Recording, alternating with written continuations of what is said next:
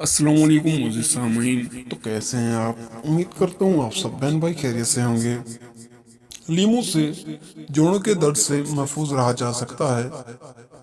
लीमू एक पसंदीदा ग़िज़ा है और हर घर में पसंद के साथ खाई जाती है।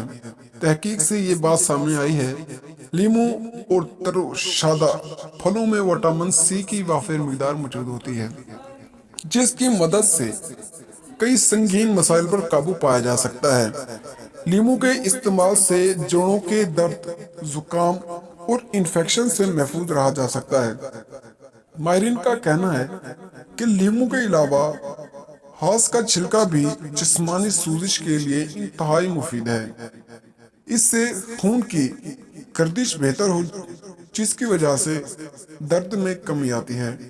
इस्तेमाल शुदा लीमू को फेंकने की बजाय इसे किसी जार में डाल दें और इस पर जैतून का तेल डालकर जार को अच्छी तरह से बंद करके रख दें और 2 से 3 दिन बाद जार को खोलें। इसके तेल से जोड़ों और पट्टों की मालिश करने से भी दर्द में कमी आती है। और अगर आप बहन भाइयों को हमारी वीडियो पसंद आई हो तो वीडियो को लाइक करें और चैनल को सब्सक्राइब करें। तो मिलते हैं अगली वीडियो में, तब तक के लिए अल्लाह हाफिज।